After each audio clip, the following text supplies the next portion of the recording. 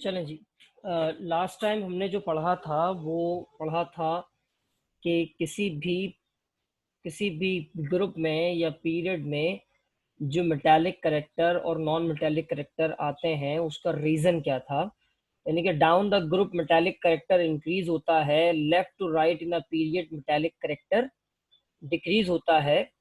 और उसको सिंपल लफ्ज़ों में अगर मैं बताऊं तो डाउन द ग्रुप किसी भी एलिमेंट के साइज में, एटॉमिक साइज में इजाफा हो जाता है। That is why the element will lose its valence electron easily and become a member of the metallic group. Similarly जब आप लेफ्ट टू राइट किसी पीरियोडिक टेबल में मूव करते हैं तो उनका जो एटॉमिक साइज होता है वो डिक्रीज होता है, और एटॉमिक साइज के डिक्रीज होने की वजह से वो इजीली इलेक्ट्रॉन को लूज नहीं कर पाते और they retain their position in non metals. तो वो अपनी पोजीशन को नॉन मेटल्स में ही रखते हैं। सिमिलरली हमारा जो आज का टॉपिक है वो है अल्कली मेटल्स।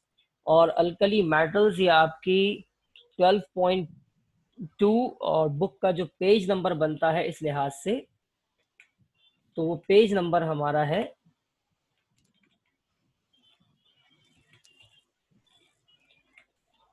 166। आज हम इसको अच्छे तरीके से जो है वो डिस्कस करेंगे इंशाल्लाह। Are you hearing Fatima? जी सर। चलें जी। तो सबसे पहले तो इनका जो नाम है अल्कली मेटल्स, वो नाम ही अल्कली मेटल्स क्यों पड़ा है? तो अल्कली, अल्कली का जो मतलब है, अल्कली का जो मीनिंग होता है वो क्या होता है, हम पहले भी आपको बता चुके हैं। अल्कली ऐश। का मतलब होता है ऐश, यानी कि उर्दू में राख। राख। अब इनको ऐश क्यों कहते हैं कि अगर आप इन अल्कली मेटल्स को खुली हवा में, ओपन एयर में छोड़ दो तो ये ओपन एयर में मेटल से एक वाइट कलर के केमिकल कंपाउंड में तब्दील हो जाते हैं। ये मेटल है, सिल्वर कलर के होते हैं, लेकिन अगर इनको आप ओपन एयर में रख दो तो ये कुछ अरसे के बाद इनकी सरफेस वाइट होते होते होते होते पूरा का पूरा ये मेटल का पीस ही वाइट हो जाएगा। और जैसे ही आप उसको छुओगे तो वो बिखर जाएगा, पाउडर फॉर्म में तब्दील हो जाएगा। और वो पाउडर फॉर्म जो है वो किसी हद तक किससे मिलती जुलती होगी? वो पाउडर फॉर्म किसी हद तक ऐश से मिलती जुलती होगी, जब भी हम इनको कहते हैं अल्कली मेटल्स। ये तो हो गया इनका पहला पहला जो है वो पॉइंट हो गया। नंबर सेकंड, इनको किस ग्रुप में रखा गया है? इनको रखा गया है group 1A of the periodic table. और उसका रीजन क्या है ग्रुप 1A में रखने का? Because they have one electron in their valence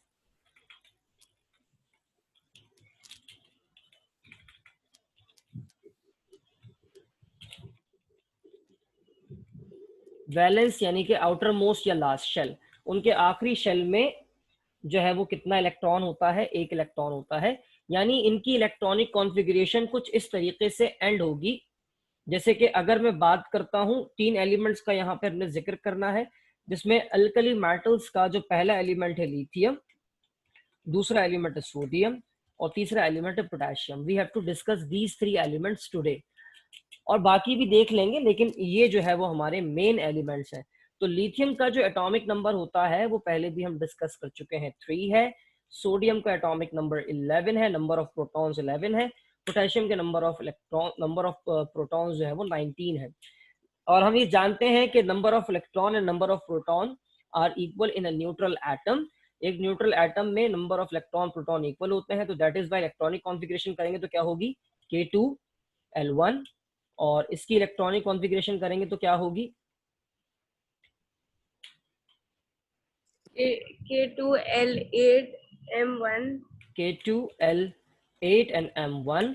and similarly the last one K2L8 M8 M8। N1। तो अगर हम यहाँ पर गौर करें तो all the valence shell of these three elements mean L, M और N in the potassium, they contain one electron in their valence shell. That is why we put these element in group 1A। इसी वजह से हमने इनको group 1A में रखा है। अब आगे जो है वो हमने ये देखना है कि बाकी एलिमेंट्स को हम क्यों यहाँ पर डिस्कस नहीं कर रहे।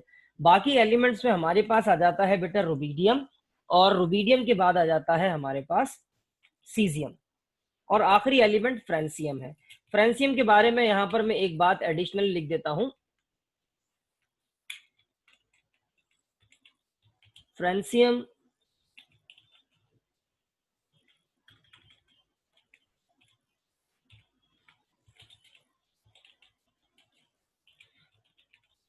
Francium doesn't occur naturally. Francium जो है वो कुदरती तौर पे पाया नहीं जाता।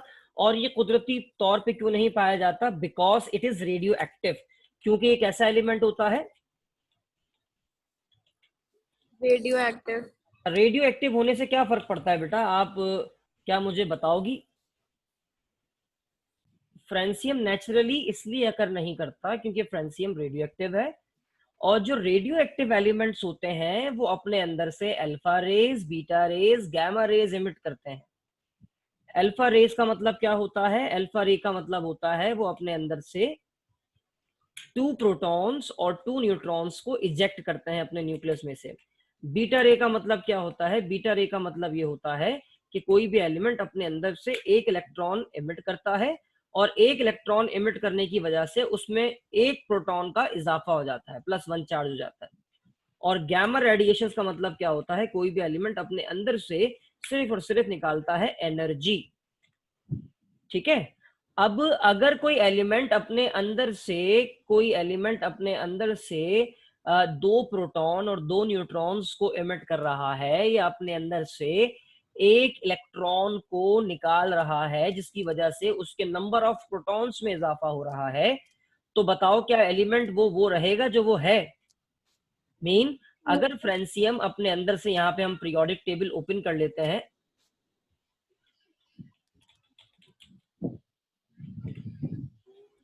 पीरियोडिक टेबल मैंने यहाँ पर देखें जी ओपन कर लिया है, और पीरियोडिक टेबल में मेरा फ्रेंसियम का नंबर ऑफ प्रोटॉन कितना है? 87 है। अगर फ्रेंसियम अपने अंदर से एक इलेक्ट्रॉन निकालता है तो उसमें एक प्रोटॉन का इजाफा हो जाएगा, और जब फ्रेंसियम में एक प्रोटॉन का इजाफा हो जाएगा तो उसका एटॉमिक नंबर एक ज्यादा हो जाएगा। यानी कि फ्रेंसियम अपने आप को तब्दील कर लेगा किसमें? रेडियम में। पहले ही फ्रेंसियम दुनिया में बहुत कम पाया जाता है, और उसके रेडियो एक्टिव होने की वजह से, क्योंकि वो अपने आप को दूसरे एलिमेंट्स में तब्दील करता है, जब भी कुदरती तौर पे फ्रेंसियम लगभग ना होने के बराबर पाया जाता है। जब भी हमने क्या कहा? Francium doesn't occur naturally because it is radio active. और जब भी आपके बुक के पेज नंबर 166 पे जो अल्कली मेटल्स का एक चार्ट बना हुआ है, लिथियम, सोडियम, पोटेशियम, रुबीडियम, उसमें फ्रेंसियम को इंक्लूड नहीं किया गया है। ठीक है जी, अब आगे पढ़ें। अब हमने ये देखना है कि बाकी हमारे जो,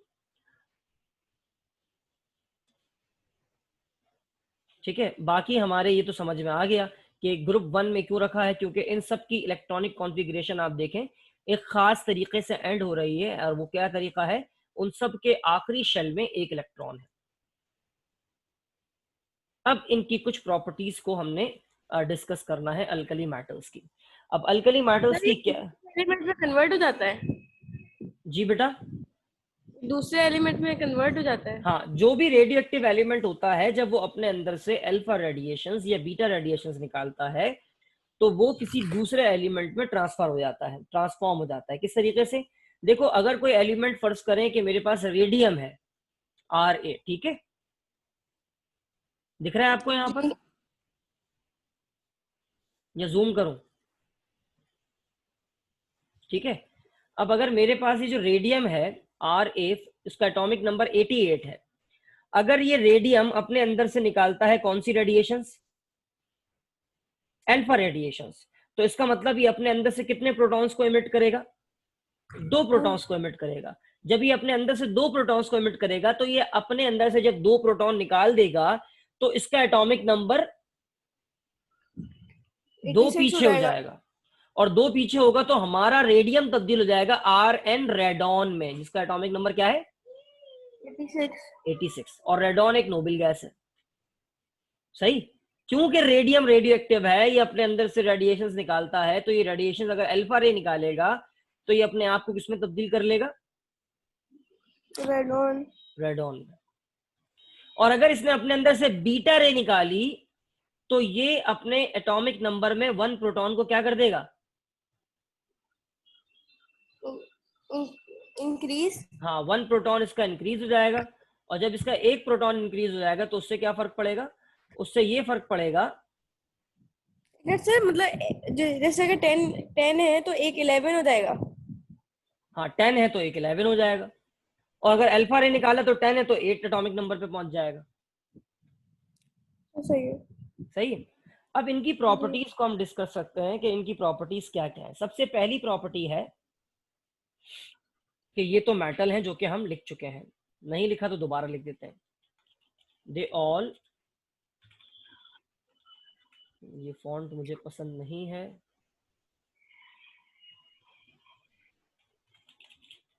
दे ऑल आर मेटल्स, ये सारे के सारे मेटल्स हैं। और आप जानते हैं कि जो मेटल्स होते हैं वो क्या होते हैं? Good conductor of heat and electricity. Metals heat और इलेक्ट्रिसिटी के बहुत अच्छे कंडक्टर होते हैं। मेटल्स हीट के कंडक्टर होते हैं ये तो मुझे समझ में आता है, लेकिन मेटल इलेक्ट्रिसिटी क्यों कंडक्ट करते हैं, क्या इसका जवाब आपको पता है? सबसे पहली बात तो यह है कि मेटल्स इलेक्ट्रिसिटी के अच्छे कंडक्टर क्यों होते हैं। मेटल इलेक्ट्रिसिटी के अच्छे कंडक्टर, सॉरी हीट के अच्छे कंडक्टर इसलिए होते हैं क्योंकि एक मेटल दूसरे मेटल के एटम के साथ बड़ा टाइटली सा पैक्ड होता है, उनके दरमियान लगभग ना होने के बराबर जगह होती है।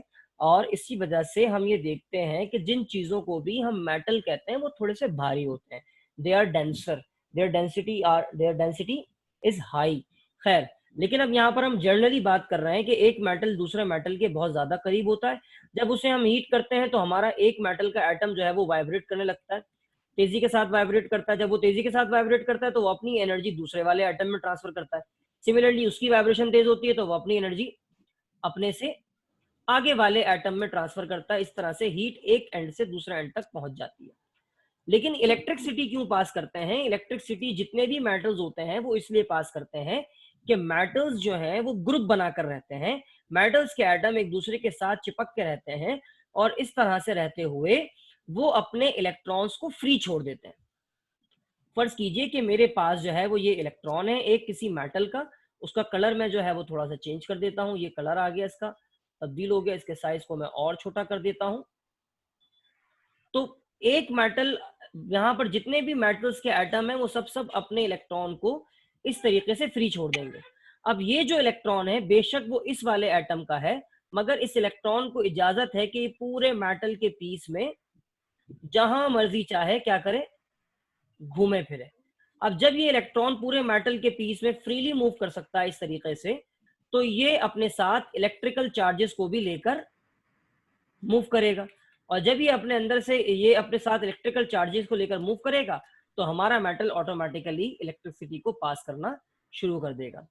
हम ये जानते हैं कि electricity is the flow of charges and electricity conduct because of the free charges. Electricity charges के एक जगह से दूसरी जगह जाने का नाम है।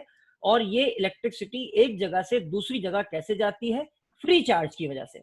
किसी भी सब्सटेंस में ऐसा कोई चार्ज मौजूद होगा जो कि आजादाना घूम सकता है, फ्रीली मूव कर सकता है from one point two another point किसी भी जगह पर, तो वो चीज इलेक्ट्रिसिटी को पास करेगी। समझ में आई बात कि मेटल्स किस तरीके से इलेक्ट्रिसिटी को पास करते हैं? Because they have free electron. जितने भी मेटल्स होते हैं उन सबके पास फ्री इलेक्ट्रॉन्स होते हैं जब भी वो इलेक्ट्रिसिटी को पास करते हैं। सर जैसे जैसे ली पास हो जाएगी। क्या बात है, जबरदस्त, बिल्कुल ऐसे ही होगा। ये तुम्हें किसी ने बताया था आंसर या तुमने खुद सोच के बोला है? अरे मेरा माइक खुला है, को बताता तो आपको आवाज आ जाती। अरे नहीं, मैं पूछ रहा हूँ, अरे मेरा बेटा मैं ये पूछ रहा हूँ कि तुम्हें इससे पहले किसी ने बताया था आंसर ये, या फिर तुम्हारे दिमाग ने कहा है ऐसा हुआ होगा? दिमाग में क्या है? बिल्कुल ठीक कहा है आपके दिमाग ने कि जो लास्ट इलेक्ट्रॉन्स होते हैं एलिमेंट्स के, जब तक वो रिएक्शन नहीं कर रहे तो मेटल्स कहते हैं भाई हम सब भाई एक दूसरे के काम आते हैं, हम अपना एक एक इलेक्ट्रॉन फ्री छोड़ देते हैं। वो इलेक्ट्रॉन जब सबके शेल्स के ऊपर से घूमेगा तो शायद सबके शेल पूरे हो जाए, और शेल पूरे ना हो तो उस वजह से मेटल क्या कंडक्ट करता है, इलेक्ट्रिसिटी शेल पूरे हो या ना हो, लेकिन उस इस एक काम की वजह से मेटल्स इलेक्ट्रिसिटी कंडक्ट करते हैं। अच्छा, ये इलेक्ट्रॉन्स को शेयर नहीं करते, ये जस्ट इलेक्ट्रॉन्स को फ्री छोड़ देते हैं, क्योंकि हमने आपको बताया है कि दो मेटल्स चाहे एक जैसे हों चाहे अलग अलग हों, वो आपस में रिएक्शन नहीं करते। ठीक है, सोडियम कभी भी लिथियम के साथ या किसी और मेटल के साथ रिएक्शन नहीं कर सकता। अब आगे पढ़ते हैं इनकी दूसरी प्रॉपर्टी। इनकी दूसरी प्रॉपर्टी क्या हो सकती है?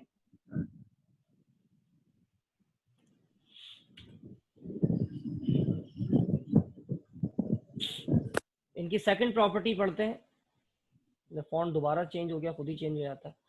सेकंड प्रॉपर्टी है alkali metals are soft metals, they are soft metals. ये सारे के सारे सॉफ्ट होते हैं, इवन इतने सॉफ्ट होते हैं कि आप इनको नाइफ से भी कट कर सकते हो, छुरी से भी कट कर सकते हो, अपने हाथ से इनको तोड़ भी सकते हो, लेकिन हाथ से पकड़ना मैं रिकमेंड नहीं करूंगा, क्योंकि ये बहुत ज्यादा रिएक्टिव होते हैं, कहीं आपके हाथ को ही हार्म ना पहुंचा दे। ठीक है, और ये इतने ज्यादा रिएक्टिव होते हैं कि हम इनको ओपन नहीं रख सकते, इनको स्टोर किया जाता है इन ऑयल, तेल के अंदर इनको रखा जाता है। वो ऑयल कौन सा होता है? वो ऑयल होता है कैरोसिन ऑयल।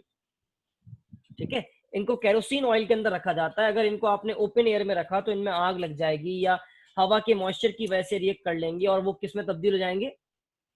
ऐश में तब्दील हो जाएंगे।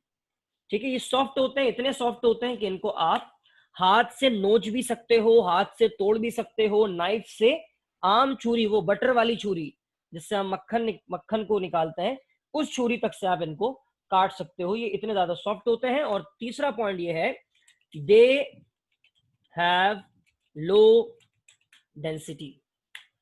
इनकी जो डेंसिटी होती है वो कम होती है। ये हल्के होते हैं, ये इतने हल्के होते हैं कि ये पानी में भी नहीं डूबते। शुरुआती तीन तो खास तौर पे, lithium, sodium, potassium, they are even lighter than water, they are metal, ये मेटल है, और मगर ये ऐसे मेटल्स हैं जिनकी डेंसिटी पानी से कम होती है, पानी में भी नहीं डूबते। डेंसिटी क्या होती है मुझे बताएंगे आप? तदहीर भी आ चुकी है वैसे। हाँ, जी पहले सर। फातिमा आप बताएं, पहले फातिमा आप बताएं, डेंसिटी बताएं क्या होती है? सर जो कोई एलिमेंट जैसे कितना भारी है, इसका वेट, ऐसे ही पता है बस सर मुझे। और तदहीर आप बताएं, what is density? Sir density उसको भी बोल सकते हैं कि किसी चीज का क्या इफेक्ट है या क्या वेट है। सही है। डेंसिटी एक्चुअली होती क्या है? Mass ratio between the mass and volume. किसी भी साइज, किसी भी सब्सटेंस के साइज और उसके मास के दरमियान जो रेशो होता है उसे हम डेंसिटी कहते हैं। बाज़ औक़ात ऐसा होता है कि एक बहुत बड़ा सा बॉक्स रखा हुआ है और आपको कहा जाए कि इसको उठाओ, तो आप उसके साइज को देखते हुए अंदाजा लगाते हो और कहते हो कि नहीं भाई ये तो बहुत भारी है, मैं इसको नहीं उठा पाऊंगा। तो आपको आपका जो बॉस है वो कहता है नहीं नहीं उठा के देखो, तो जब आप उसको उठाते हो तो बहुत हल्का होता है। तो इट्स मीन क्या है, आपका दिमाग आपको कह रहा था क्योंकि वॉल्यूम बहुत ज्यादा है तो मास भी बहुत ज्यादा होगा। ये अक्सर हमारा ब्रेन हमें धोखा देता है। लेकिन जब आपने देखा तो आपको क्या पता लगा कि वॉल्यूम बेशक बहुत ज्यादा है मगर उसका मास, उसमें क्या है, उसका वजन जो है अपने वॉल्यूम के हिसाब से कम है। तो हम क्या बोलेंगे? The box has low density. जो बॉक्स है उसकी डेंसिटी, उसका भारीपन, डेंसिटी को अगर मैं यहाँ पर उर्दू में बोलता हूँ तो आसान उर्दू में हम इसे क्या कहते हैं? भारीपन। कोई भी चीज कितनी हैवी होती है। जब आप चीजों को उठाते हैं तो बाज औकात कोई ब्लॉक रखा हुआ हो और ब्लॉक दिखने में बहुत छोटा होता है, लेकिन जब आप उठाते हो तो आपके मुंह से बेसाख्ता निकलता है, यार ये तो बहुत भारी है। और ये क्यों निकल रहा है आपके मुंह से? क्योंकि आपके दिमाग ने कहा था यार वॉल्यूम छोटा है तो मास भी क्या होगा? कम होगा। लेकिन इन कंट्रास्ट रियलिटी में क्या हुआ? रियलिटी में ये हुआ कि वॉल्यूम तो कम था मगर मास बहुत ज्यादा था। और जब वॉल्यूम कम था और मास बहुत ज्यादा था तो हम कहेंगे the block has the density really high. Block की जो डेंसिटी है वो काफी ज्यादा हाई निकली। तो मैं उम्मीद करता हूं कि डेंसिटी समझ में आई होगी। और इसको मेजर किया जाता है ग्राम पर सेंटीमीटर क्यूब में। आमतौर पे सॉलिड्स को, लिक्विड्स को और गैसेस को ग्राम्स पर सॉलिड को और लिक्विड को ग्राम पर सेंटीमीटर क्यूब में या फिर ग्राम्स पर एमएल में। ये वाली जो टर्मिनोलॉजी है ग्राम्स पर सेंटीमीटर क्यूब, ये लिक्विड्स और सॉलिड्स के लिए इस्तेमाल हो जाती है। और ये जो है हमारे पास ग्राम्स पर एमएल, ये खुसूसी तौर पे किसके लिए इस्तेमाल होती है? सिर्फ और सिर्फ लिक्विड के लिए। लिक्विड की डेंसिटी को हम आमतौर पे ग्राम्स पर एमएल में एक्सप्रेस कर रहे होते हैं। और जो गैस होती है, गैस की जो डेंसिटी होती है उसको एक्सप्रेस किया जाता है ग्राम्स पर लीटर में। ठीक है, ये अमेरिकन फॉलो करता है इंग्लिश, सही। सॉलिड्स की डेंसिटी कैसे मेजर की जाती है? सॉलिड्स की ग्राम्स पर सेंटीमीटर क्यूब। स्पेशली लिक्विड्स की डेंसिटी कैसे मेजर की जाती है? ग्राम्स पर एमएल। और गैस की डेंसिटी कैसे मेजर की जाती है? ग्राम्स पर लीटर में मेजर की जाती है। नेक्स्ट हमारे पास जो पॉइंट आता है इसके बाद वो ये है कि इनका जो मेल्टिंग बॉइलिंग पॉइंट होता है वो लो होता है। ग्रुप 1A की प्रॉपर्टी का आखिरी, they have low melting and boiling point. ठीक है, इनका मेल्टिंग बॉइलिंग पॉइंट बहुत लो होता है और ये जब जलते हैं तो ये बहुत ज्यादा गाढ़ा धुआं अपने अंदर से निकालते हैं। ब्लैकिश कलर का धुआं निकल रहा होता है। वो शायद वो केरोसिन ऑयल में डूबे हो इस वजह से। लेकिन मैंने इनको जलाकर देखा है, सिल्वर लिक्विड जैसे मरकरी होता है थर्मोमीटर के अंदर, पिघलने के बाद ये ऐसे चमकदार सा लिक्विड आपके सामने आ जाता है। और बहुत जल्दी इजीली आप अपने घर के चूल्हे के ऊपर रखकर भी सोडियम जैसे मेटल को मेल्ट कर सकते हो। और उसका रीजन ये होता है कि सोडियम का मेल्टिंग पॉइंट लगभग 98 डिग्री सेंटीग्रेड होता है। ठीक है, इजीली मेल्ट हो जाएंगे ये। इनका मेल्टिंग पॉइंट और बॉइलिंग पॉइंट लो होता है। लेकिन बाकी मेटल्स को हम देखें तो उनका melting point 1000 degree centigrade, 800 degree centigrade इसके अराउंड। ठीक है सर। सही है। अब यहाँ पर कुछ चार्ट यहाँ पर बना रहे हैं और चार्ट को आप देख लीजिए, जो आपकी बुक में मौजूद है डिक्टो कॉपी वैसे ही चार्ट हम बना रहे हैं। लेकिन मैं बस बुक में 5 एलिमेंट्स का है, मैं हार्डली 3 एलिमेंट्स का बनाऊंगा। 1 2 3 4 प्रॉपर्टीज है। पहले इनके नाम है। सबसे पहले लिथियम है, फिर है सोडियम और फिर है पोटेशियम। अब मुझे सबसे पहले तो लिथियम का कोई एक यूज बता दो आप कि लिथियम का कॉमन कहाँ यूज हो रहा होता है कॉमन। ठीक है जी, लिथियम जो है वो बैटरीज में इस्तेमाल होता है। Sodium common salt, sodium carbonate यानी कि सोडा ऐश, सोडियम बाइकार्बोनेट यानी कि बेकिंग सोडा, इस तरीके से और दूसरे केमिकल कंपाउंड जो कि इंपॉर्टेंट है हमारी रेगुलर लाइफ में, उन तमाम में सोडियम इस्तेमाल होता है। जबकि लिथियम बैटरीज में इस्तेमाल होता है। और पोटेशियम आमतौर पे ऐसे केमिकल कंपाउंड बनाने में इस्तेमाल होता है, या तो जिनका नेचर फर्टिलाइजर के तौर पे होता है या एक्सप्लोजिव के तौर पे हो सकता है, दोनों तौर पे होता है। सिमिलरली एक केमिकल कंपाउंड बहुत ही अहम है जो हमारी बॉडी में हार्ट रेट को कंट्रोल करता है और उस केमिकल कंपाउंड का नाम है पोटेशियम क्लोराइड। खैर, तो हम यहाँ पर इनकी सॉफ्टनेस को देखते हैं कि लिथियम जो है वो सॉफ्ट होता है। उसके कंपैरिजन में जो हमारा सोडियम होता है वो लिटिल सॉफ्ट होगा, और ज्यादा सॉफ्ट होगा। और उसके कंपैरिजन में जो हमारा पोटेशियम होगा वो क्या होगा, और सॉफ्ट होगा।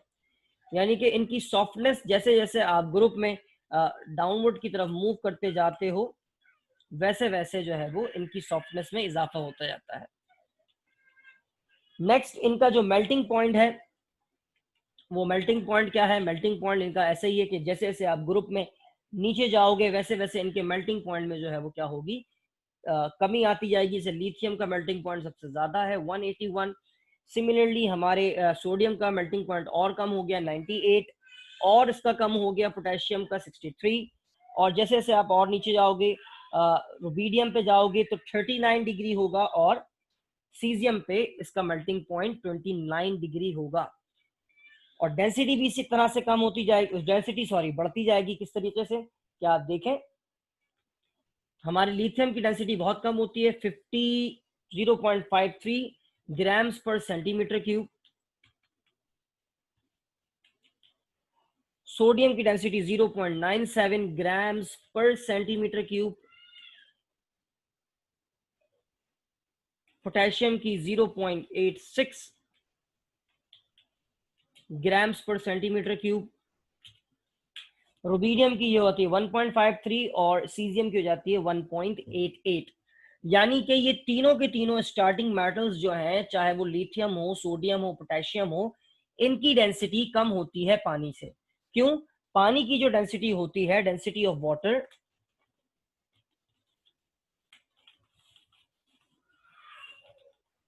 Density of pure water is 0.98 grams पर सेंटीमीटर क्यूब। हमारा जो प्योर वाटर होता है उसकी डेंसिटी कितनी होती है? 0.98 ग्राम्स पर सेंटीमीटर क्यूब। इसका मतलब क्या होता है कि अगर आप 1 ml पानी लोगे तो उस पानी का जब आप वजन करोगे बैलेंस के ऊपर रखकर, तो उसका वे आएगा 0.98 ग्राम्स। सिमिलरली जब आप 1 सेंटीमीटर क्यूब का पीस लोगे लिथियम का ऐसा पीस लोगे जिसकी लेंथ, ब्रेथ और हाइट तीनों 1 सेंटीमीटर होगी, ऐसे क्यूबिकल पीस ऑफ लिथियम को जब आप बैलेंस के ऊपर रखोगे तो आपके पास जो आंसर आएगा वो कितना आएगा? 0.53 ग्राम्स ये डेंसिटी होती है। ऑब्वियसली 1 ml में पानी का वजन जो है वो ज्यादा है और 1 ml में लिथियम का वजन जो है वो कम है। जब ही ये लिथियम पानी में डूबेगा नहीं, या यह कह लो कि इसका वजन हल्का है, जब ही पानी के मॉलिक्यूल्स लिथियम के एटम्स को अपने ऊपर उठा लेंगे इजीली। और इसी वजह से हमारा लिथियम जो है वो पानी में जो है वो सबमर्ज नहीं होगा, डूबेगा नहीं, उसकी सरफेस पे फ्लोट करेगा। और उसकी सरफेस पे फ्लोट करने के साथ साथ वो उसके साथ केमिकल रिएक्शन भी करेगा। अब ये केमिकल रिएक्शन किस तरह से करते हैं तो हम आगे पढ़ेंगे।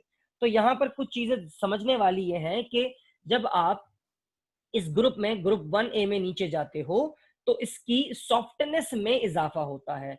यानी कि लिथियम से ज्यादा सॉफ्ट है सोडियम, सोडियम से ज्यादा सॉफ्ट है पोटेशियम, पोटेशियम से ज्यादा सॉफ्ट है रुबीडियम, रुबीडियम से ज्यादा सॉफ्ट है सीजियम। सिमिलरली रिएक्टिविटी में भी इजाफा होता है। जैसे जैसे आप ग्रुप में नीचे जाते हो तो रिएक्टिविटी बढ़ती है, और रिएक्टिविटी बढ़ने की वजह क्या होती है? ये बात हम आपको पहले भी बता चुके हैं कि रिएक्टिविटी बढ़ने की वजह होती है इनका ग्रेटर एटॉमिक साइज, कि इनका जो एटॉमिक साइज होता है ये बढ़ जाता है, और एटॉमिक साइज बढ़ने की वजह से रिएक्टिविटी बढ़ जाती है। तो यहाँ पर मुझे लिखने दें आप कि reactivity increase down the group.